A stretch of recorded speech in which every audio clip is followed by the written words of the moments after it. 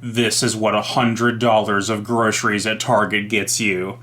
So I went into Target randomly to just get like shampoo or something, and I saw this exactly as you see here, just sitting on the shelf. This is a full booster box of the 25th anniversary of Legend of Blue Eyes. They have opened it and taken the top off, and I guess the idea is you can buy the individual packs out of it like this, but I have never seen a booster box like this sold at a retail store. They've only ever been sold at like card stores, OTS stores, LGS, whatever you want to call them, depending on your card game. And specifically the LOB set, because it's the first set ever released the 25th anniversary version of it is more sought after than the other sets that were reprinted. And so when I saw it, I was like, okay, I'm just going to buy the whole thing. And I hate to be one of those guys because I've just spent so much time ranting and raving about how much I hate people that like buy out all of the cards or whatever. But I'm not reselling these. I'm not scalping them. This is just for me to own. And I will say, full stop, that this was probably not that good of a deal.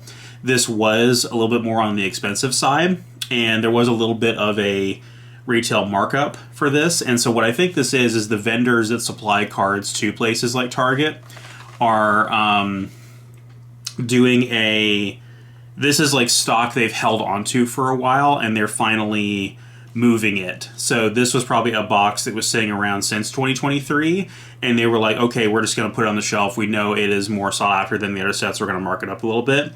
Massive theft risk as well. Like somebody could just randomly steal this or whatever, or scan the one barcode for the pack and put the whole thing in their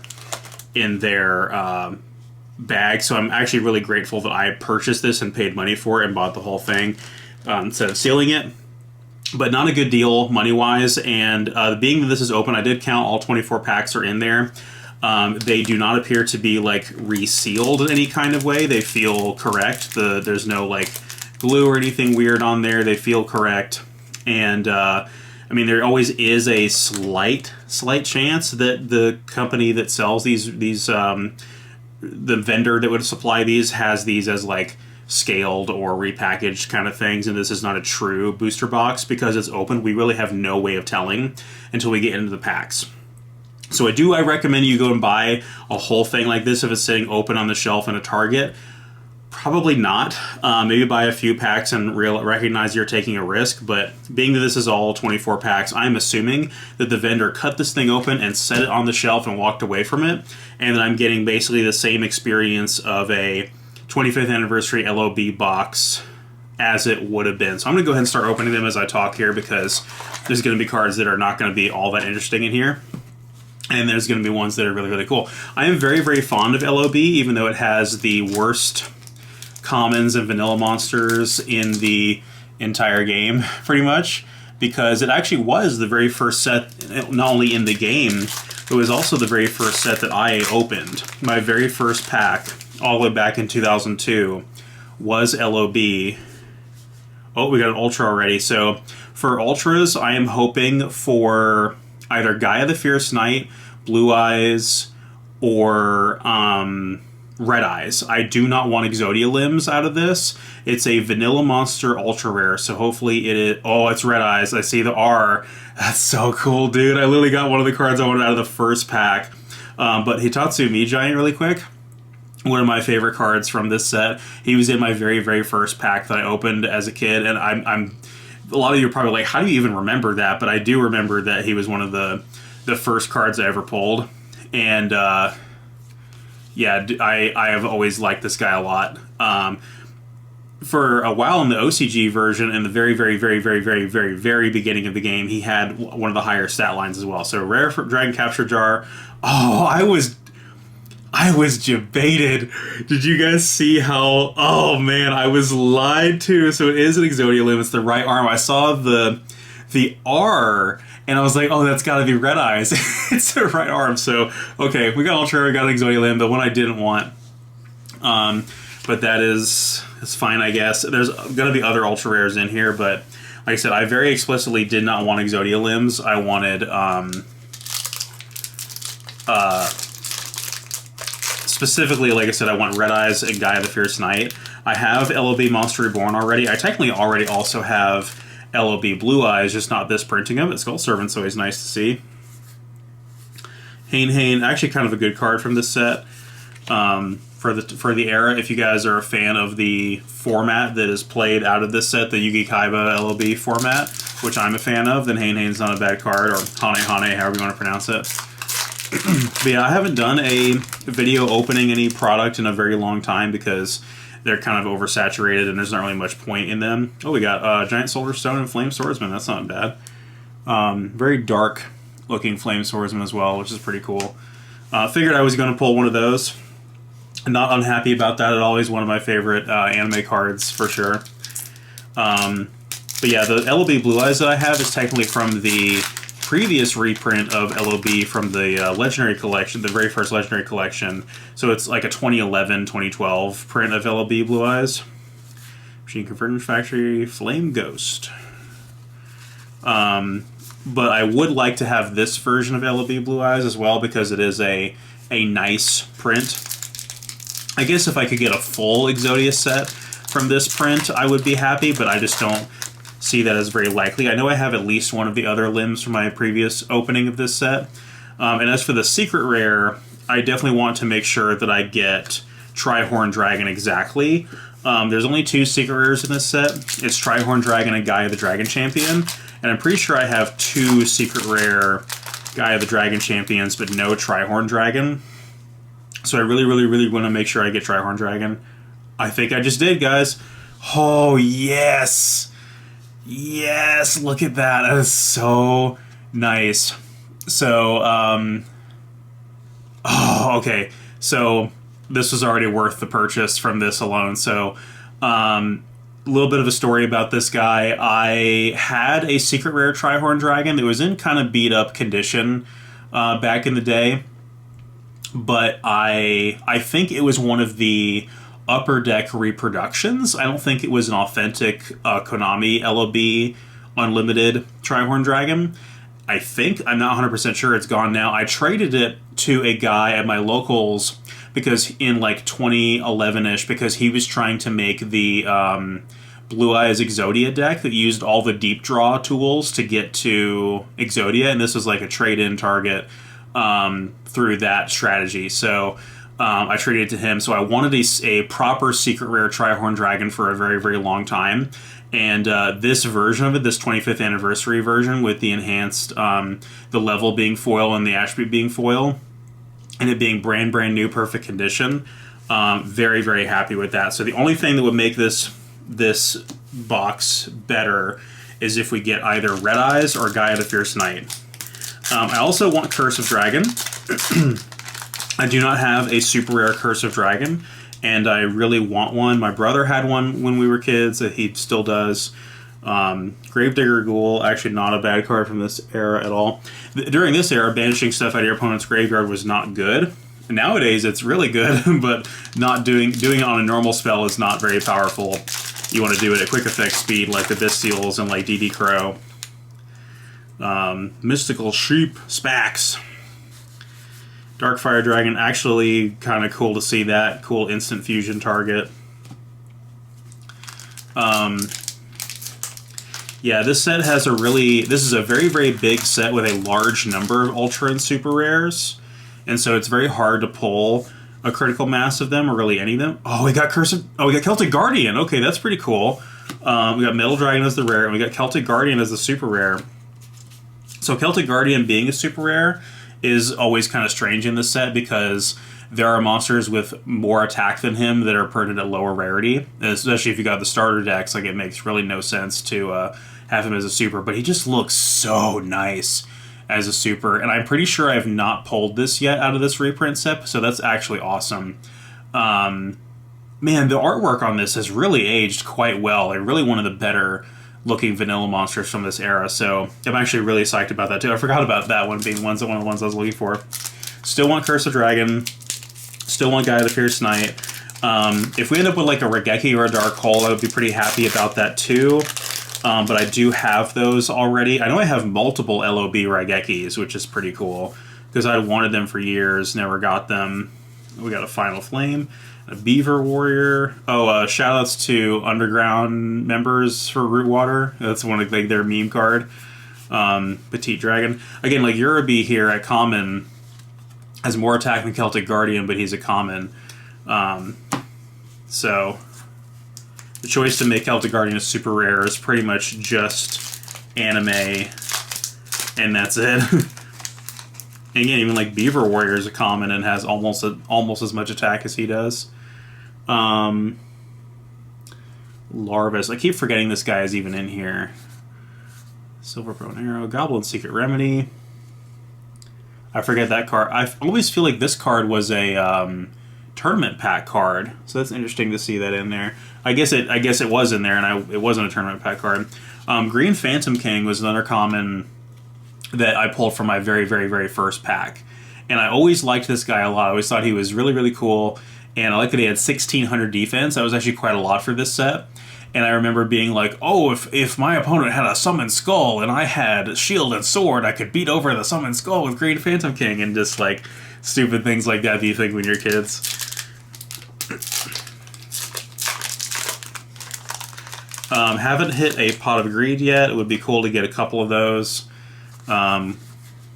Silverfang, do the Raigeki combo with him. Fusionist, that's a nice... Again, the fusions in here have actually aged quite well. Woody Phantom's kind of an uncommon, like maybe he might be like a short print common. Again, he's got as much attack as Celtic Guardian. You don't see this guy a lot in LOB packs, though. That's half the box down there. The fusions in the set were absolutely terrible when the set was new. They had sometimes as much, if not lower, attack than main deck monsters, and they had specific material requirements, which were all terrible. But nowadays, with instant fusion, ready fusion, they do have some utility, and some of them have seen play. Oh, we got another freaking Exodia limb, dude. Ah, it's so annoying. So I guess that's all my ultras. I literally did not want Exodia limbs, and I got 2 Exodia limbs. I got both arms. So hopefully in my other, I guess I'll have to check my other LOB box to see if I got legs, but I literally have gotten both arms out of the same box, which I guess in concept is pretty cool. I'm just not that big of an Exodia fan. And like I said, specifically Gaia the Fierce Knight has been on my list from this set for quite a while. I really, really want that Ultra of Gaia. So, that's really annoying because these boxes should be 2 Ultras, 1 Secret. So that's all the Ultras we're going to get, which is very disappointing. Dragonus the Wicked Knight, level 3 Warrior, instant fusion target. Mammoth Graveyard, that's pretty cool to see. Another Witty Phantom. But we've only pulled 2 supers. Not sure exactly how many we should be expecting to see. I think at least like 4 or 5, maybe. And so there's still hope for Curse of Dragon. And maybe Dark Hole as well.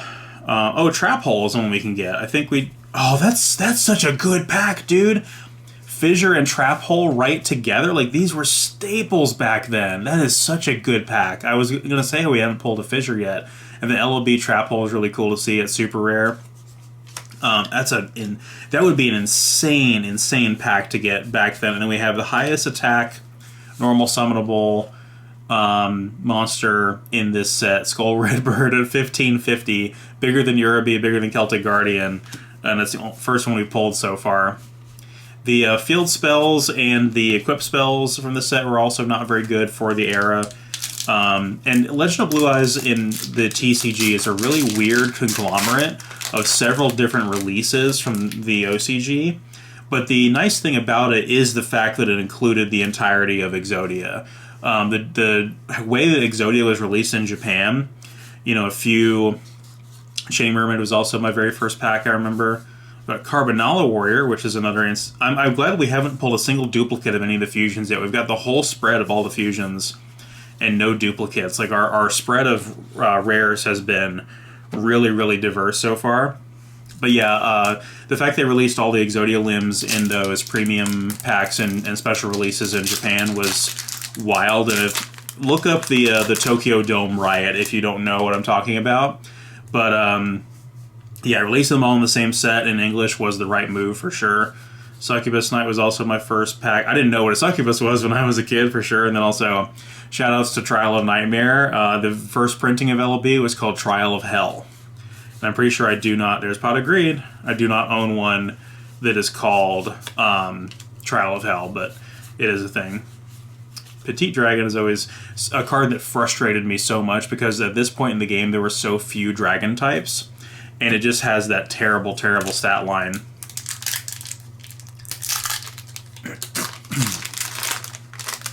Come on, Curse of Dragon. Curse of Dragon or Dark Hole. Like I said, I'm pretty sure I have enough for Gekis. Another Fusionist. So we do have the second. It's the only rare we've pulled 2 of so far. We haven't seen Firegrass or Kingdom Tom of Soul or Violet Crystal yet. We're seeing a lot of comments we haven't seen yet there. Like I said, I'm pretty sure I have plenty of LOB Raigeki, but I don't think I have an LOB Dark Hole. Or if I do, it's not this current reprint. It's the original version. It's like an unlim from 2002. When I got into Yu-Gi-Oh, the set that was currently available was Pharaoh's Servant, was the newest set. And so my brother's first pack was Pharaoh's Servant, and he kind of got me into the game, so he got cards a little bit before I did, and my first pack was LOB. And so there were unlim packs of LOB from 2002 on store shelves when Pharaoh's Servant was out, which is how I got my first pack. Metal Dragon, okay, no super in that pack either. I think that's our second Metal Dragon as well, so we're starting to get repeats on the rares. 13th Grave. If we could get multiples of any of the rares, I'd like it to be Fissure and Pot of Greed. The ones that are useful. And maybe Hane, Honey as well. Monster Egg. First copy that we've seen. Terror the Terrible. Flame Ghost. No super. Again, we're getting duplicates of the fusions, which I don't hate. But like I said, not what I want to see. We got 4 packs left. Come on, Curse of Dragon. We've only gotten 2 supers. We should be... I'm hoping at least 1 more super. Frenzy Tyhone. That was also my first pack. Oh, we got Swords of Revealing Light. That's our other super. So Armed Ninja, not a good card from this era. You're gaslit into thinking this card is playable. It's not. I have plenty of LOB Swords of Revealing Light. It is a very, very nice super from this set, though. It does look gorgeous. But to be perfectly honest, not what I wanted to see. I think this is our first time seeing Furious Sea King and One-Eyed Shield Dragon. Yeah, there's just so many different vanillas in this set.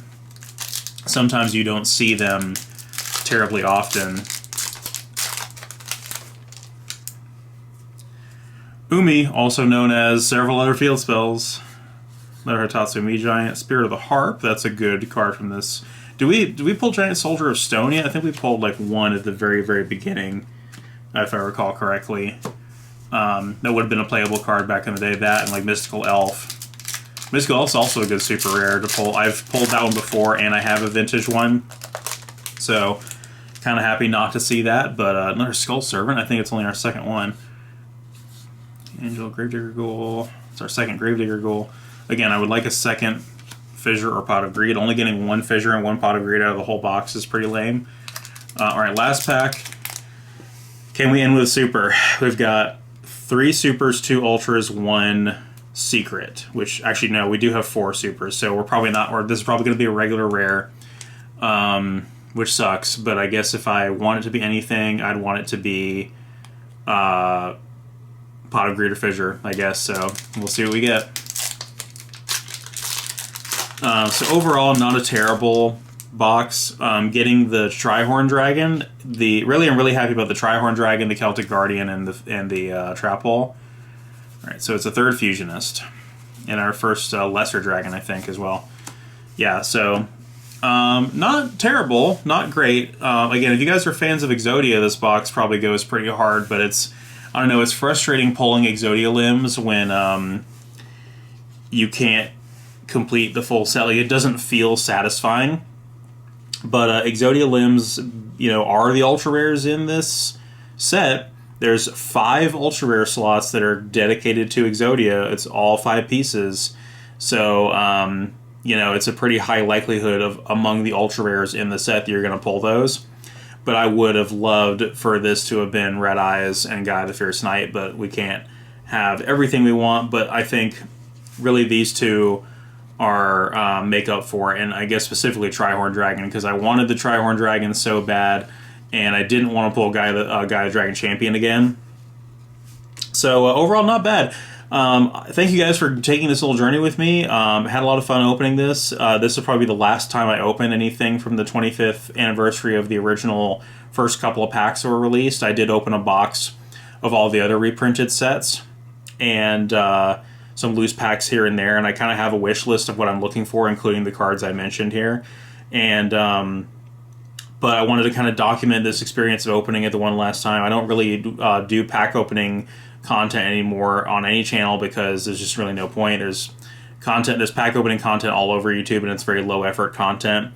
And I typically open packs with my wife and our best friend now together, so I don't want to impose the video process on them if they don't want to do that. So this was me just being like, I'm just going to make a quick video and record the opening of the LOB. So thank you guys so much for watching. I'll see you guys next time.